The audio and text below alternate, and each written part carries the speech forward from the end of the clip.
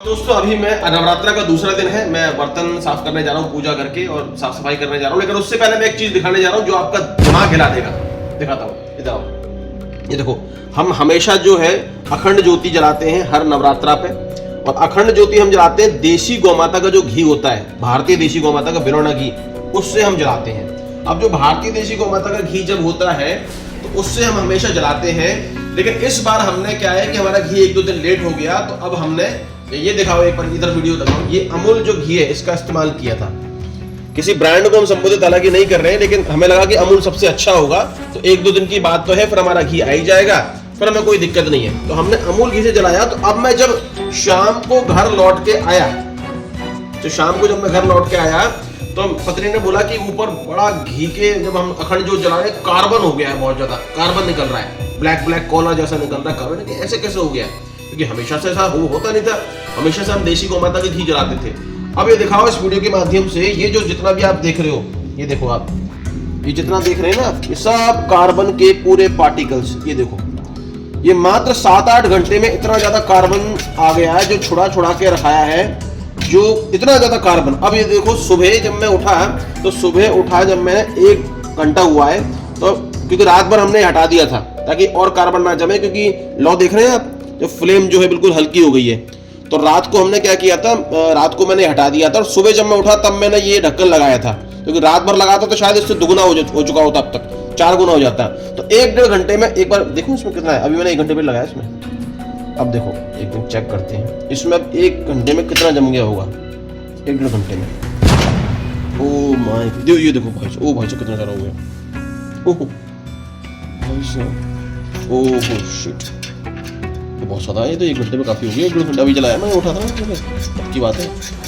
ये देखो दोस्तों, ये 1 घंटे में इतना भयंकर कार्बन जम चुका है, इतना जबरदस्त कार्बन हो गया है। अब समझो इस बात को, मैं समझाना चाहता हूँ। पहले थोड़ा सा ना साइंटिफिक समझने की कोशिश करो कि जब हम देसी गाय का घी से जोत जलाते हैं ना, तो क्या होता है कि जब लिक्विड जो होता है वेपर बनता है और ऑक्सीजन के संपर्क में आता है, तो वो कंबशन इस प्रोसेस को बोलते हैं। अब चूंकि वो असली घी है भाई, बिलोना घी है, बिलोना घी का मतलब मक्खन। हमने पहले दही जमाया, फिर मक्खन निकाला, फिर उसको हमने पूरा तरह से उसको हमने क्या कहते हैं गर्म किया, तब जाके हमारा देसी घी निकल के आता है। अब जो ये प्रोसेस वाले घी होते हैं, जैसा मैं किसी ब्रांड का नाम नहीं ले रहा, लेकिन जो मैंने देखा है, महसूस किया हमने, वो मैं आपको बता रहा हूँ। अब प्रोसेस घी में इम्प्योरिटीज होने की वजह से, या फिर उसमें जो बार बार उसको गर्म किया जाता है और बार बार उसको प्रोसेस अलग तरह से किया जाता है, तो उसका स्ट्रक्चर बिगड़ जाता है, इम्प्योरिटीज हो जाती हैं। तो जब घी जो वापस से वेपर बन रहा है, तो अधजले के रूप में जल रहा है, यानी कि वो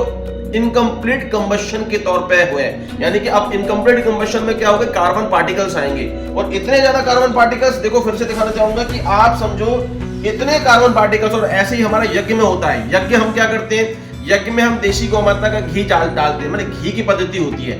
अब जब देसी गौमाता का घी डालेंगे तो एकदम फ्लेम जो होगी एकदम स्मोकी फ्लेम आएगी, कोई कार्बन नहीं आएगा, क्लियर फ्लेम आएगी, आराम से वो उसका कंबशन होगा, वेपर आराम से बनेगा।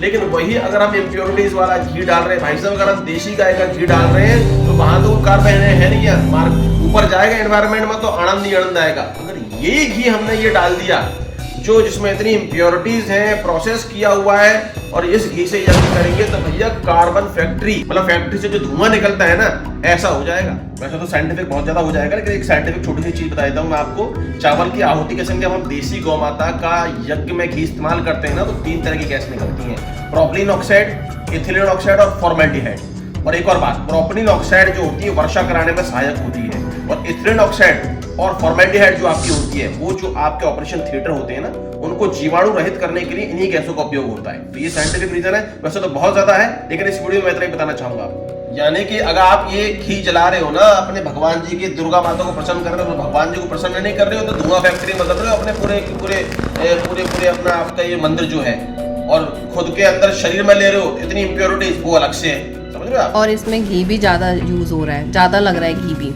जल्दी जल रहा है ये, जोत में जल रहा है। हाँ, क्योंकि वो कार्बन बन रहा है ना जल्दी से, तो कार्बन में कन्वर्ट हो रहा है, तो जल्दी घी डालना पड़ रहा है उसमें। मतलब अच्छा, हाँ, मतलब इसमें ये भी मैंने भी महसूस किया, हालांकि तुम भी बोल रहे हो कि मतलब इसमें हम घी जो ज्यादा इस्तेमाल हो रहा है, जैसे कि हम पहली बार पूरा इसको भर देते थे तो 5-7-8 घंटे चल जाता था, लेकिन अब वो चलता नहीं है इतना। तो आप सोच रहे हो कि बहुत ज़्यादा पैसे का घी आएगा, तो उसका दिमाग मत लगाओ भैया। यहाँ क्वांटिटी भी देखो कि आप जो घी इसमें डाल रहे हो तो वो जल्दी रहा है, और कार्बन पार्टिकल्स बन रहे हैं, घी जल्दी जल रहा है। और जो हमारा असली घी होता है वो समय लगाता है, कार्बन पार्टिकल्स बनते नहीं है, एकदम शुद्ध रहता है। तो फैसला आप कर लो क्या करना है। सोचने की बात है, क्वालिटी और क्वांटिटी दोनों ही मैटर करती है।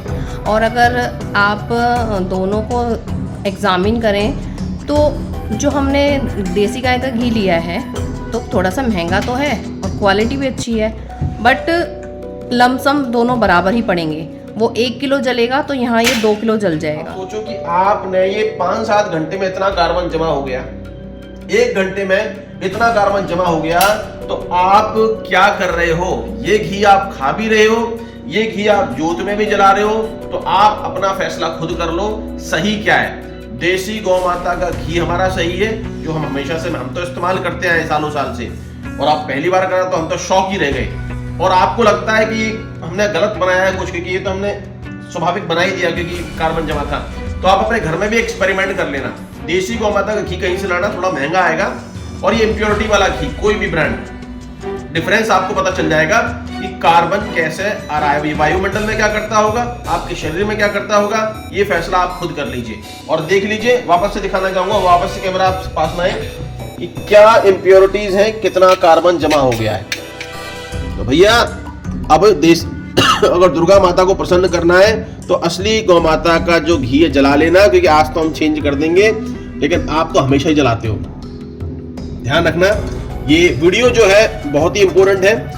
इस वीडियो को आप अपने मैक्सिमम लोगों को शेयर करें ताकि वो जान पाए। मैक्सिमम लोगों को शेयर करेंगे कि इम्प्योरिटी वाले घी में और प्योरिटी वाले घी में कितना अंतर होता है, ना सिर्फ खाने मात्र से बल्कि जोत भी जला रहे हैं तो वातावरण में कितना ज्यादा कार्बन फैलाता होगा अगर यहाँ इतनी देर में इतना कार्बन जमा हो गया है। तो thank you very much. Share करें, सब्सक्राइब करें, लाइक करें और ये वीडियो मैक्सिमम लोगों तक पहुंचाएं। Thank you. वंदे मातरम। जय हिंद।